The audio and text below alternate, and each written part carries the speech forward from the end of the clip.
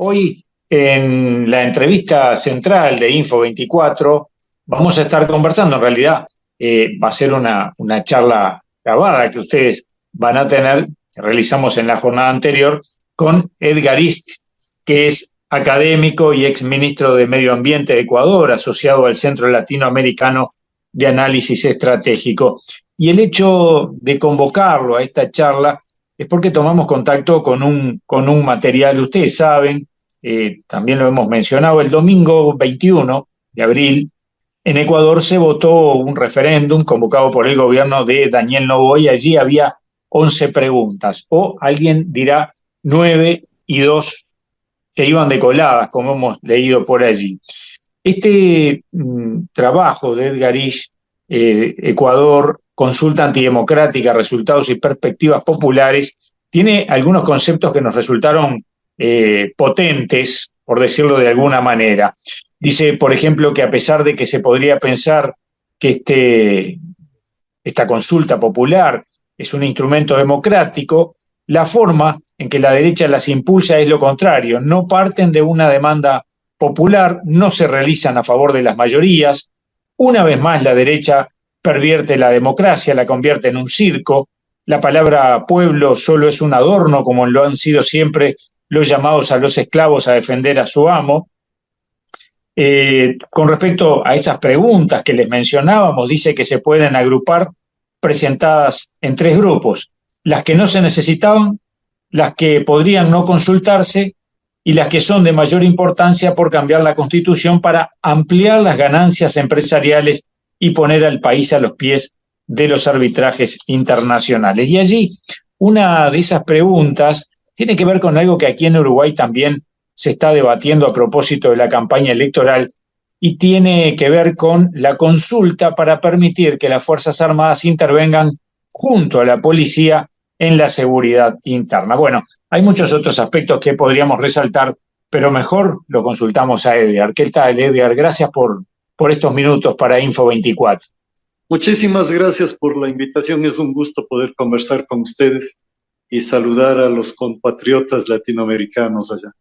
Bueno, decía que es potente este artículo suyo. Gracias. No, gracias. Creo que lo que hacemos, por un lado, es intentar demostrar cómo en verdad la derecha es capaz de pervertir incluso lo que debería ser la democracia o lo que son mecanismos democráticos. Otra forma de pervertir, aparte de las que tú leíste, es simplemente hacer la consulta y luego burlarse de los resultados.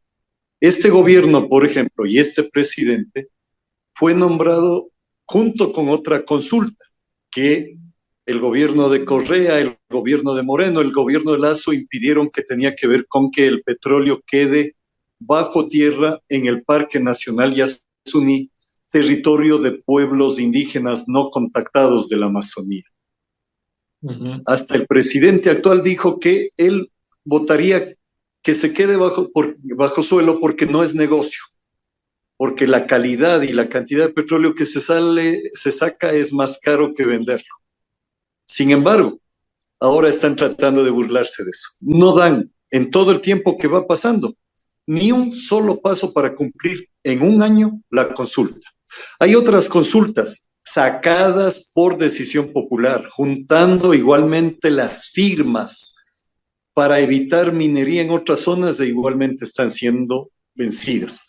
Acá la consulta en realidad es un mecanismo de manipulación ideológica, de manipulación del pensamiento, en la cual te ofrecen seguridad, pero en realidad lo que te piden es que compres pérdida de derechos. Y eso es la par en tres grupos. Las preguntas es porque hay dos que tienen que ver directamente con la vida del país y con la vida de los trabajadores. ¿Qué significan perder derechos? Y ojo, nuestra Constitución dice que los derechos solo pueden ser progresivos, que no podemos caminar para atrás. Pero la consulta estuvo hecha para caminar para atrás. Una vez que terminó la consulta, el ministro de Trabajo ya dice que de todas maneras van a mandar la propuesta a la Asamblea, donde el gobierno está comprando votos, comprando conciencias. ¿Dónde queda la democracia? Hay un libro famoso el pueblo sin atributos, que demuestra la relación entre el neoliberalismo y la pérdida de democracia en cualquier país, en los desarrollados, en los subdesarrollados o como se llama. Creo que eso hay que estar bien claros, ¿sí? ¿Quién hace la consulta en función de qué la hace, con qué intenciones la hace? Y sí, entonces la consulta no se vuelve en una especie de caramelo envenenado con el cual se atraen a los niños, a los despistados, y se engaña a la población. Nosotros veíamos de esas preguntas, la pregunta de que se pedía obligar al Ecuador a someterse a los organismos de arbitraje internacional afectando la soberanía nacional, y la pregunta E, que dice profundizar la precariedad laboral legalizando formas de trabajo por horas, pisoteando en los hechos los distintos derechos laborales. Esos dos conceptos también son, más que potentes, son denuncias claras, ¿no? Los tribunales, estos tribunales de arbitraje, están hechos en realidad a favor de las empresas. Están hechos en una perspectiva de libre comercio en la cual ni siquiera Estados Unidos ahora cree tanto. Trump y el actual gobierno de Estados Unidos ya dieron pasos hacia medidas proteccionistas de sus industrias, de sus intereses. Y ahora, curiosamente, quien defiende a capa y espada el libre comercio por intereses propios es China. Esto nos demuestra que efectivamente son solo dos mecanismos que las empresas, los empresarios, los grupos monopólicos pueden utilizar según su conveniencia, según el momento, para ver cuál es el que más le conviene. Pero el hecho fundamental es, todos los países que se enfrentan a procesos ahí, pierden y ganan las empresas. El CIADI, por ejemplo, el del Banco Mundial, el tribunal se arma con tres árbitros. Uno pone la parte acusadora, la empresa generalmente. Otro pone el país acusado. Y el tercero, como nunca se ponen de acuerdo, es puesto directamente por el Banco Mundial. Todos los procesos, las empresas ganan 2-1. El Banco Mundial siempre vota a favor de los empresarios. En el caso ecuatoriano, tenemos un proceso contra Texaco. Fue juzgado en el Ecuador, demostrado que había dejado más de 1,000 piscinas, demostrado el daño a las poblaciones y al ambiente. Se ganó, ganaron las comunidades, porque ese fue un juicio que pusieron las comunidades a Texaco. Viene un gobierno, acepta ir a tribunales internacionales, allá perdemos y ahora resulta que es Ecuador el que tiene que pagarle miles de dólares a Texaco. Otra compañía petrolera hizo negocio trasladando su negocio como si fuera territorio o tierra propia, el territorio ecuatoriano, a otra empresa. Ilegal para nuestras leyes. Aquí se le ganó, pero en el tribunal Ecuador pierde. Se nos entrecorta un poquito allí, Edgar. Es una pérdida de soberanía, creo que nos decías. Ahí estamos. Te decía, las leyes del país no importan. El proceso legal en un Congreso de la República o Asamblea, que le llamamos nosotros, tampoco importa. Significa perder democracia para que gobiernen directamente las empresas. De hecho, recordemos el ALCA. El ALCA en el fondo tenía un principio, todo el poder a las empresas. Y eso es lo que funciona. El pueblo dijo no, y tenemos que conversar de eso, de cómo un pueblo llega a entender estas cosas y a manifestarse. Lo segundo, la otra pregunta que tú planteaste, trabajo por horas. Por primera vez con ese empleador, por tanto, con ese empleador, ya no necesita el empleador afiliarte a la seguridad social y pagar la seguridad social. Si un trabajador ecuatoriano en esas condiciones desea afiliación a la seguridad social, tiene que hacer afiliación voluntaria con sus propios recursos. Como es trabajo por horas, es una negociación con el empleador y siempre con una trampa que es en realidad un chantaje, aceptarme lo que yo les quiero pagar. La propaganda del gobierno y los empresarios era decir, señalar, que es peor que estés en el desempleo, que no hay más precariedad laboral que no tener trabajo. Por tanto, la convocatoria era que aceptes la precariedad laboral, que aceptes cualquier clase de condición y que el trabajador tenga que rendir todos sus derechos, renunciar a sus derechos para tener ingresos mínimos, ingresos que en los cálculos que se ha hecho, lo más optimista era que lleguen al 30% del salario mínimo vital, es decir, salarios de hambre. Dicen que el gobierno va a controlar.